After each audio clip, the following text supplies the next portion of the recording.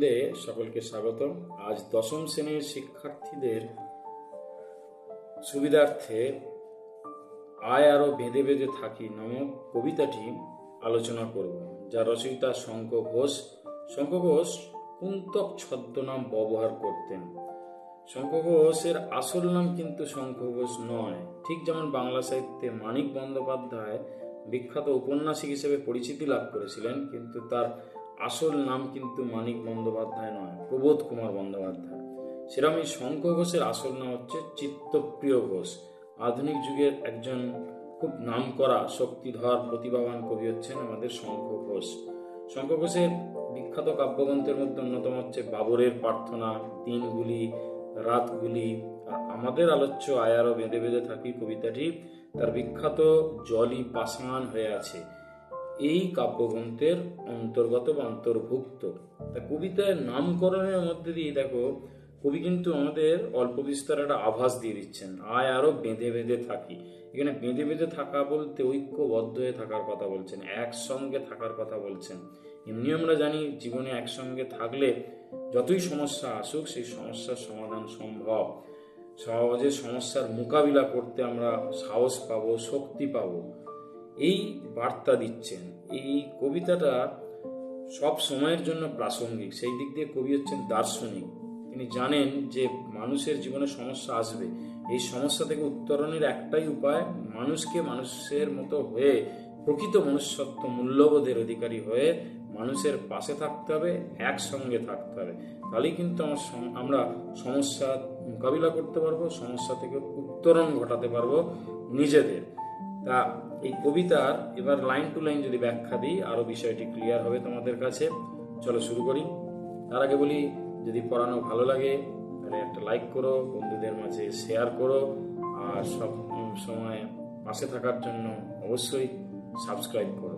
চলো এবার শুরু করি।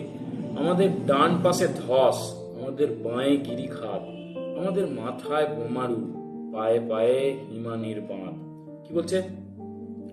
আমাদের চারধারে একটা প্রতিকূল পরিবেশ, চতুর্দিকে একটা ভয়, আতঙ্ক, বিপদের পরিবেশের কথা বলছেন। ডান দিকে ধস মানে ডান দিকে গেলে সেই রাস্তায় ধস নামবে, অর্থাৎ মাটি ক্ষয়ে যাবে, চাঙর উপর থেকে পাহাড়ে যেমন খসে পড়ে সেই রকম পরিস্থিতির সৃষ্টি হবে।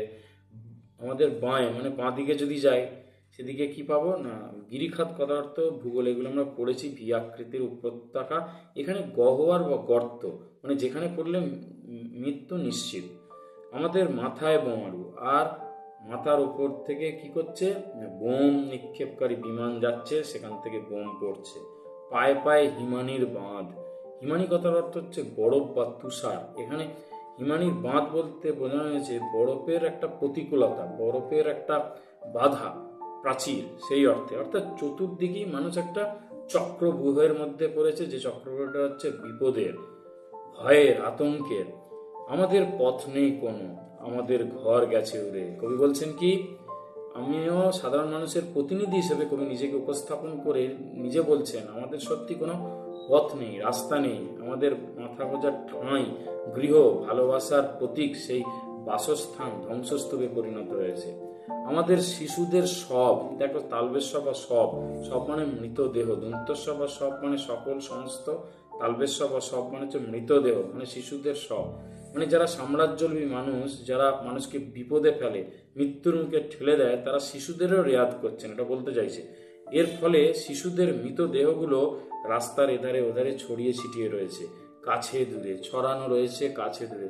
কবি এই মৃতদেহগুলোকে দেখে আতঙ্কিত হয়ে উঠছেন, তার মানে হৃদয় কেঁদে উঠছে কাছে দূরে শিশুদের এই মৃতদেহগুলোকে দেখে। আমরাও তবে এইভাবে এই মুহূর্তে মরে যাব নাকি? কবি নিজের উদ্দেশ্যে প্রশ্ন করছেন, বা বেঁচে থাকা মানুষদের হয়ে প্রশ্ন করছেন, যে যারা আমরা বেঁচে আছি তাহলে আমরাও কি মরে যাব? আমাদেরও কি মৃত্যুই নিশ্চিত? এ থেকে মুক্তি পাওয়ার কোনো উপায় নেই? আমাদের পথ নেই আর, আয় আরো বেঁধে বেঁধে থাকি। কবি বলছেন এই অবস্থায় থেকে মুক্তি পাওয়ার কোনো রাস্তা নেই, পথ নেই। আবার পরক্ষণেই বলছেন কি, হ্যাঁ পথ আছে, একটাই পথ, কি, মানুষের পাশে মানুষকে থাকতে হবে, ঐক্যবদ্ধ হয়ে থাকতে হবে, সংঘবদ্ধ হয়ে থাকতে হবে। আমাদের ইতিহাস নেই অথবা এমনই ইতিহাস আমাদের চোখ মুখ ঢাকা, আমরা ভিখারি 12 মাস। কি বলছেন? সাধারণ মানুষের কথা ইতিহাসে সেরকম ভাবে উল্লেখ থাকে না, সেখানে সাধারণ মানুষ উপেক্ষিত, অবহেলিত। সেখানে রাজাদের কথা থাকে, জমিদারদের কথা থাকে, অথবা যদি ইতিহাসে সাধারণ মানুষের কথা বলা থাকে, সে হচ্ছে লজ্জার ইতিহাস, অপমানের ইতিহাস। আফ্রিকা কবিতাতেও সেই রয়েছে, সেই অংশটাই যেন এখানে প্রতিধ্বনিত হচ্ছে। অপমানের ইতিহাস, লজ্জার ইতিহাস, কষ্টের ইতিহাস, শোষণের ইতিহাস, যে ইতিহাস মানে সত্য কথা বলে না। পৃথিবী হয়তো বেঁচে আছে, পৃথিবী হয়তো গেছে মরে। পরক্ষণে কবি বলছেন যে এইভাবে বেঁচে থাকাটা প্রকৃত বেঁচে থাকা নয়। আসলে পৃথিবীর প্রাণ নির্ভর করছে কার উপর? পৃথিবীতে বসবাসকারী মানুষের উপর। যেখানে মানুষ নিশ্চিহ্ন হয়ে যাচ্ছে, শান্তি পাচ্ছে না, মানুষের মৃত্যু হচ্ছে, সেখানে পৃথিবী কি করে বেঁচে থাকবে? তাই কবি বলছেন পৃথিবী কি বেঁচে আছে? তাই প্রশ্ন করছেন, হয়তো বেঁচে আছে। পরক্ষণে আবার বলছেন না না, মনে হচ্ছে মরে গেছে। আসলে এইভাবে বাঁচা নয়, প্রকৃত বাঁচার মতো বাঁচা না। আমাদের কথা কে বা জানে, আমরা ফিরেছি দূরে দূরে। ওই কি বলছেন, সাধারণ মানুষের কথা কজন মানুষ জানে? আমরা নিজেদের অস্তিত্ব বজায় রাখার জন্য, অধিকার পাওয়ার জন্য বিভিন্ন জায়গায় ঘুরে বেরিয়েছি। দূরে দূরে মানে এখানে বিভিন্ন স্থানের কথা বলছে, আক্ষরিক অর্থে দরজায় দরজায়, নিজেদের অধিকার, নিজেদের সম্মান পাওয়ার জন্য। কিছুই কোথাও যদি নেই, তবু তো কজন আছি বাকি। শেষের দিকে কবি কি বলছেন, ইতিবাচক দৃষ্টিভঙ্গি প্রয়োগ করছেন, মানুষকে হতাশা থেকে মুক্ত করবার একটা কৌশল অবলম্বন করার চেষ্টা করছেন, মানুষকে বাঁচার আশ্বাস দিচ্ছেন যে কি কিছু নেই ধরেই নিলাম, কিন্তু যে কজন আমরা বেঁচে আছি তাদেরকেই আমাদের কি করতে হবে? একটাই উপায় এই অবস্থা থেকে মুক্তি পাওয়ার, নিজেদের বাঁচানো। আয় আরো হাতে হাত রেখে, আয় আরো বেঁধে বেঁধে থাকি। যে কজন মানুষ বেঁচে আছি তাদের আরো সুন্দর জীবন পাওয়ার জন্য, এই সমস্যাময় পরিস্থিতি থেকে নিজেদের উদ্ধার করবার জন্য কি করতে হবে? পরস্পরের সঙ্গে হাতে হাত রাখতে হবে। এই হাত রাখার সময় প্রকৃত মনুষ্যত্বের অধিকারী হয়ে উঠতে হবে। জাত পাত ধর্ম বর্ণ ভেদকে দূরে রাখতে হবে। সেক্ষেত্রে একটাই পরিচয় মানুষের রাখা উচিত যে আমরা মানুষ। হাত রেখে একসঙ্গে থাকতে হবে, আয় আরো বেঁধে বেঁধে থাকি। মানবতার বন্ধনে আমাদের আবদ্ধ হয়ে থাকতে হবে, তবেই এই সমস্যা থেকে আমরা নিজেদের মুক্ত করতে পারবো।